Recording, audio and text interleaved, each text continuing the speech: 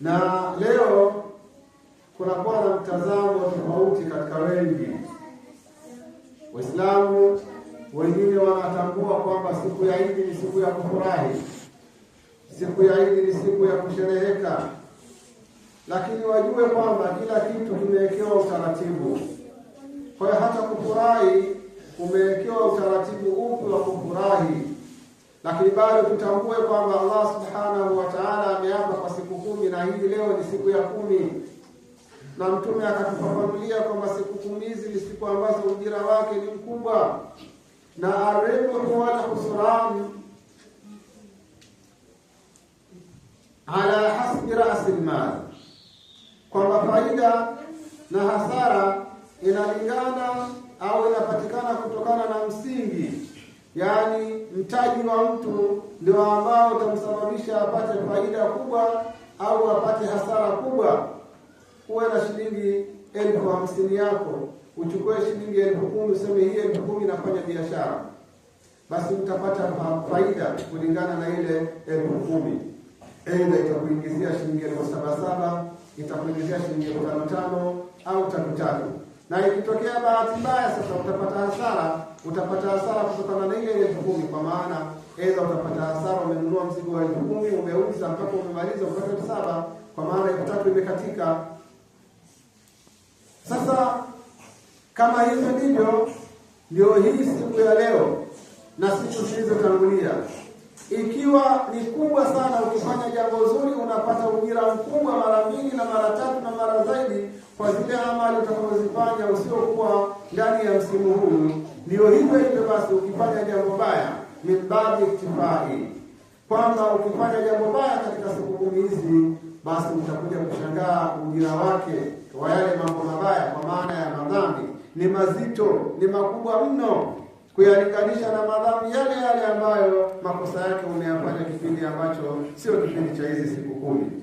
Ndugu zangu, basi siku ya leo ni kukupia kwamba kama tulichelewa kufanya heri yoyote katika siku za nyuma, ikiwemo heri kubwa ya kufunga siku ya jana, siku ya Arafa, ambayo tukafiru as-sanata al-madhi was-sanata al-qabila, inafuta madhambi ya mwaka uliopita na mwaka ujao. Ni siku ya jana, siku ya Arafa.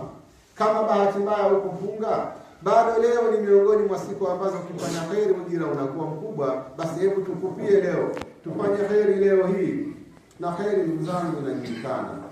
Kutoa sadaka ni heri, kusuluhisha watu ni heri, kusaidia watu ni heri, kuzungumza maneno mazuri ni heri. Kila unalolitambua kwamba ni heri iliyo ndani ya uwezo wako, basi ifanye leo, ili siku ya leo isikupite. Angalia ile heri unayoiweza wewe ni ipi. Mtume sallallahu alaihi wasallam alipokuwa amepatwa na wale watu walikuwa na hali ngumu pale Madina, kwa kumlalamikia, kwa kuona wivu. Na leo hii wivu hatuna maskini. Wivu tuliokuwa nao siku hizi ni wa kuangalia mwenzangu anakula vizuri, mwenzangu anavaa vizuri, mwenzangu anakaa kwenye nyumba nzuri. Unamuonea wivu yale maisha yake. Lakini wenzetu wao hawakuwa na wivu yale maisha ya mtu.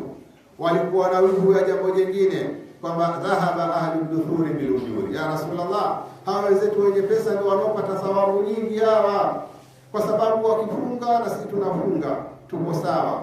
Wakiswali na sisi tunaswali, tuko sawa. Lakini hawa wanatoa sadaka,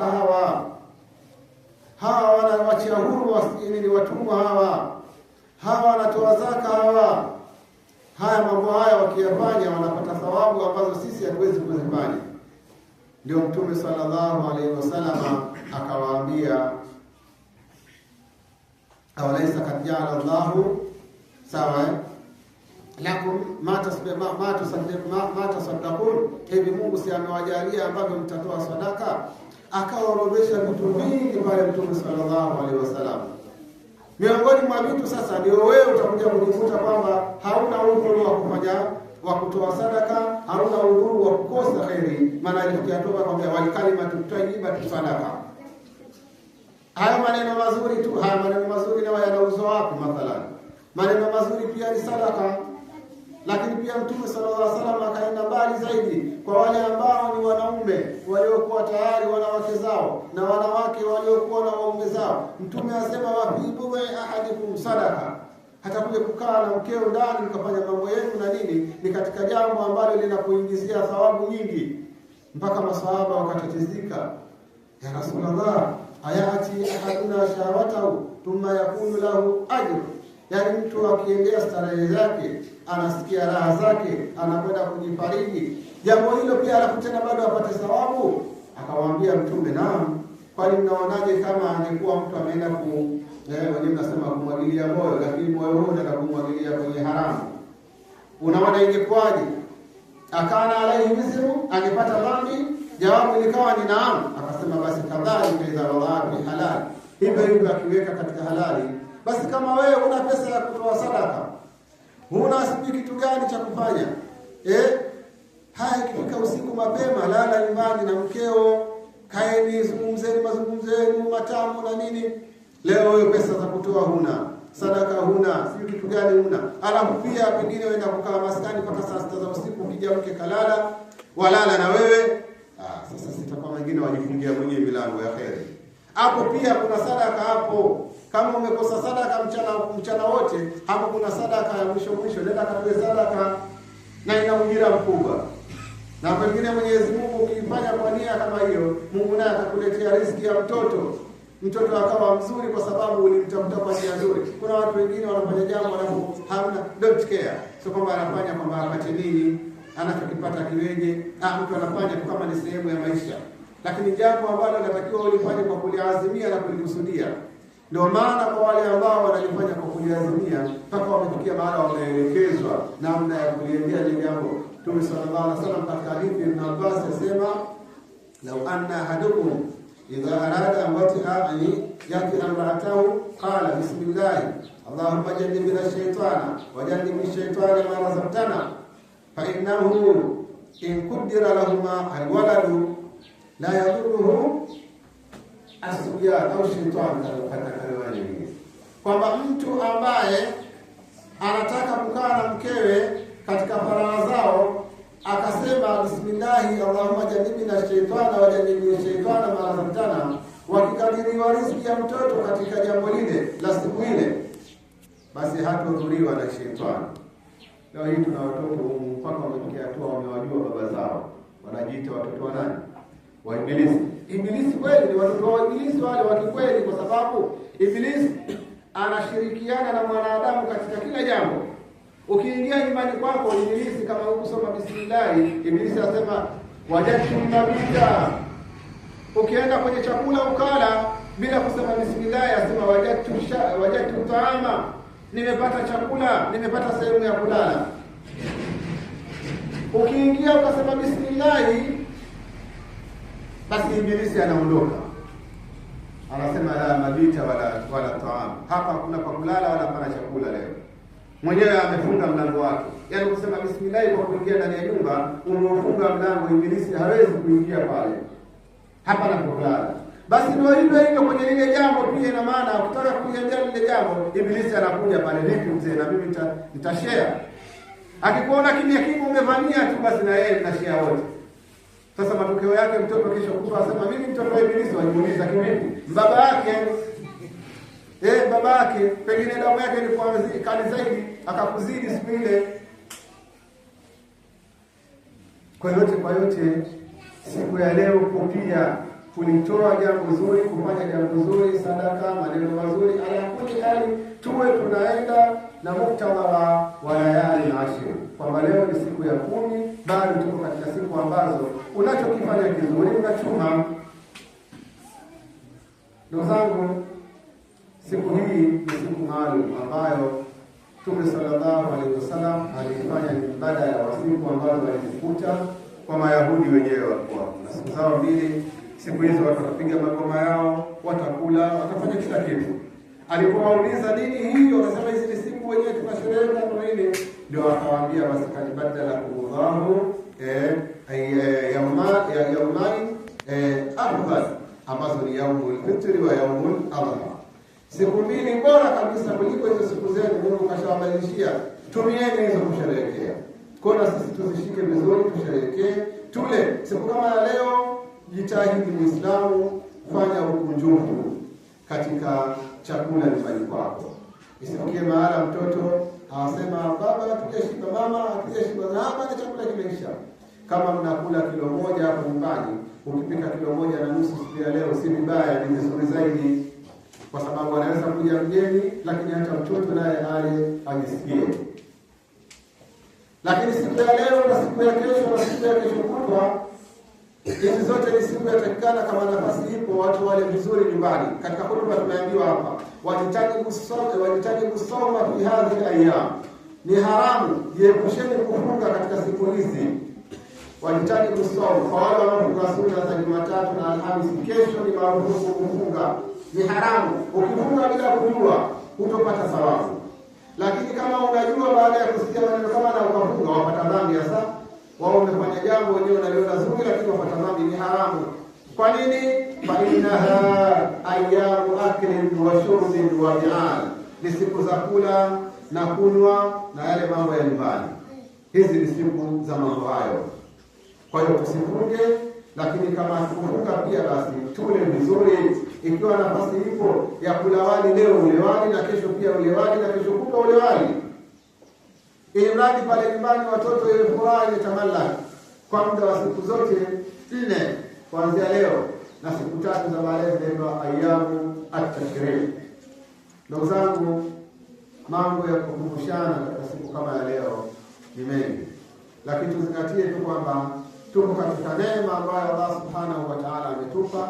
Basi na sisi tukiitumia vizuri kwa mafundisho ya Bwana Mtume Muhammad sallallahu alaihi wasallam, tukaitumia vile, ndipo ambapo Mtume sallallahu alaihi wasallam anafurahi na Allah Subhanahu wa Ta'ala anakuwa radhi nasi, na itakuwa ni kuishukuru neema. Neema yoyote ukiitumia vile ulivyotakiwa kuitumia, ndio umeishukuru. Ukiitumia kinyume tu, umeikufuru neema hiyo. Na Mwenyezi Mungu ameweka makamio makubwa kwa yule ambaye atakufuru neema. Asema la in shakartum la azidannakum, mkitumia vizuri neema hii tutawazidishia. Utakuta mwakani imekuja tena sikukuu, mwakani imekuja sikukuu tena, imekuja tukiwa hai, imekuja tukiwa nasiha. Maana swala azidannakum nasiha. Kwa hiyo tusiposhukuru, maana yake hakuna sikukuu tena. Mwakani hakuna sikukuu. Iko. Kwa hiyo mwakani ya sikukuu takuwa ipo, lakini je, wewe waweza kufa kabla ya mwakani? Au waweza kuwepo mwakani lakini ikawa huwezi kwenda hata msikitini kuswali, huwezi kufanya jambo lolote, ndio umeipata hivyo? Kwa lazidannakum na kuna maana mengi. Miongoni mwa maana ni kwamba tutafikia hatua ile siku tunaweza kuenjoy kama tunavyoenjoy leo. Lakini kinyume chake, mkikufuru, inna adhabi la shadid. Amezungumza Mwenyezi Mungu kwa maneno ya kukata kabisa, ili ufahamu kwamba kumbe mkikufuru mtaadhibiwa, tena na hiyo adhabu yenyewe ni kali. Kwa ndugu zangu, tuitumie vizuri siku hii. Ni siku bora, lakini ni siku ambayo ni hatari mno kama tutakuwa tutajisahau na kufanya kinyume. Siku moja Mtume sallallahu alaihi wasallam, ilikuwa ni siku ya Idi. Ilipofika siku ya Idi, ikatokea kuna kiasili walikuwa ni wasichana wanapiga madumu mbele ya Abubakar, mbele ya Mtume. Akaja mmoja katika maswahaba wake, akaona, akasema, nyinyi mnafanya mambo haya mbele ya Mtume?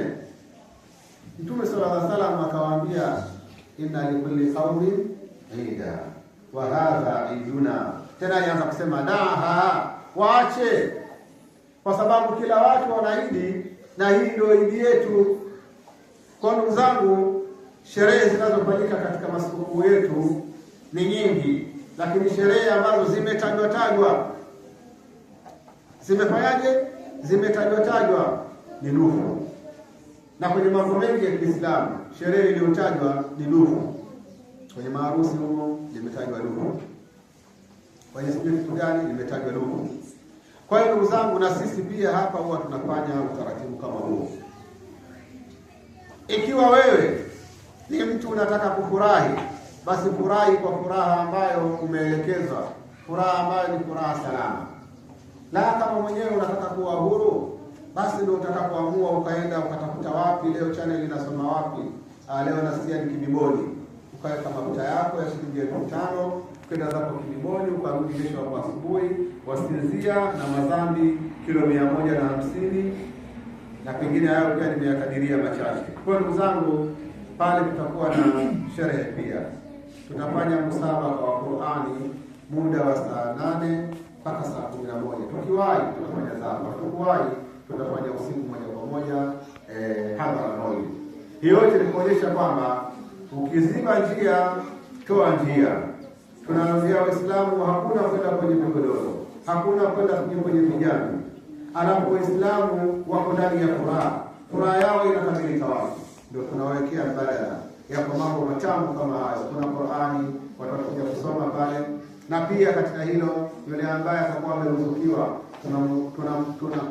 tunamuomba aje na riziki yoyote kwa ajili ya wale watoto ambao wanasoma, kuwashadiisha, ili yule ambaye hakusoma au ni ngoja na mimi mwakani nijitahidi ili na mimi nikasome. Kumbe ukisoma pale unapata pipi, kumbe ukisoma pale unapata biskuti. Kwa hiyo tujeni na chochote ambacho tutajaliwa, ili wale watoto wetu waweze kupata jambo hili, jambo letu la kimadrasa. Hatujalia halina mfadhili, halina sijui watu gani kwa kusema kwamba watoto wakifanya pale watapewa zawadi. Kwa hiyo sisi wenyewe wazazi na wapenzi na wakereketwa, ukihudhuria pale na chochote bana hiki, au kaamua basi mimi siwezi kujua nitagawa vyote, itakuwa tu changu kichache, lakini mwalimu chukua hizi pipi ziko 5, sijui utazigawa vipi, chukua wewe. Basi pia mimi naweza kuzishika alafu nikazigawa. Yote kwa yote tunawakaribisha sana katika mambo yetu haya. Niseme tu Mwenyezi Mungu atupe taufiki ya kuisherehekea siku yetu hii kwa vile anavyoridhia yeye. Na Mwenyezi Mungu atupe siha tuione hii, tuione ijayo na ijayo tena. Na kabla ya kumaliza ni utaratibu wetu